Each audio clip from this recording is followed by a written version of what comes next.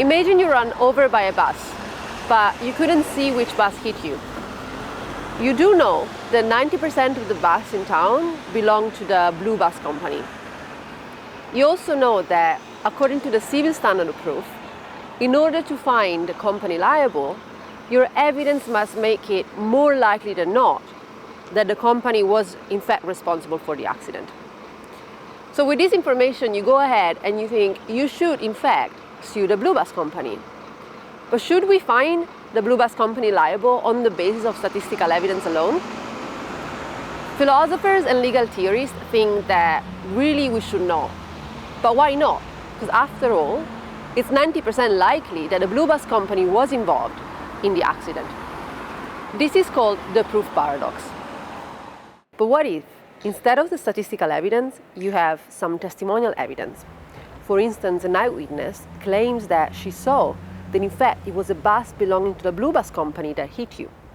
While philosophers and legal theorists seem to be reluctant to find the blue bus company liable on the basis of statistical evidence alone, there is a widespread agreement that it's totally okay to find the blue bus company liable on the basis of testimonial evidence.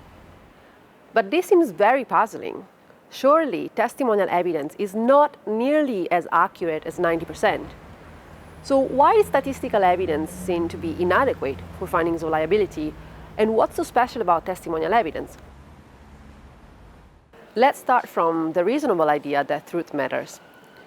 Epistemologists have often talked about the importance of minimizing epistemic risk. Epistemic risk is the risk that our beliefs are false. Epistemologists, namely philosophers who study, among other things, the nature of knowledge and rationality, have found this legal case very interesting, and it reminded them of another very famous problem, which is called the lottery problem. Now, consider a case in which you play the lottery.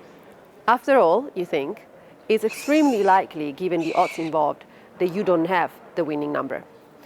And yet, epistemologists would say that it's really not okay to have this kind of belief. They would say, for instance, that you're not really justified in having this belief.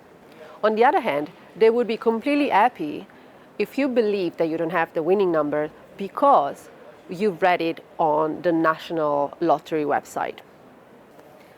But it's not clear why, given that what matters seems to be minimizing the epistemic risk, the risk that your beliefs are false.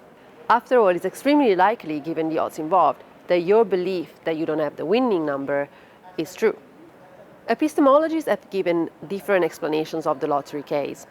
For instance, some epistemologists have said that what we should really care about is not whether, given our evidence, it's very probable that our beliefs are true or false. Instead, we should care about whether our beliefs could have easily been false. Note that something can be very unlikely, but it could have easily been true. Even if it's unlikely that I have the winning numbers, I could easily be the winner. After all, it's a random process and someone has to win. On the other hand, if I believe that I don't have the winning numbers because I read it on the website, then my belief could have not have easily been false. Something must have happened. Someone must have hacked the website, or there must have been like a coding error or something like that. Given the similarities between the legal case involving the blue bus and the lottery case, epistemologists have argued that whatever explains why it's not okay to believe something on the basis of statistical evidence alone, such as the odds involved in a lottery, is also going to explain why it's not okay to find someone liable on the basis of statistical evidence alone. And similarly, they thought that whatever is going to explain why it's okay to believe something on the basis of a newspaper report or on what the website says is also going to explain why it's okay to find someone liable on the basis of testimonial evidence.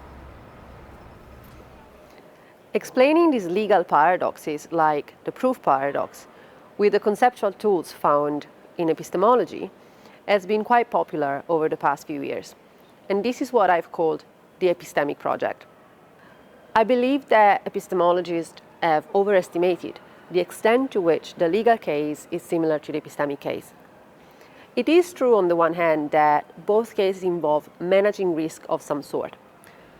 The legal case involves managing the legal risk of an unjust verdict. The epistemic case seems to involve managing the risk of false belief or managing the risk of an unsafe belief.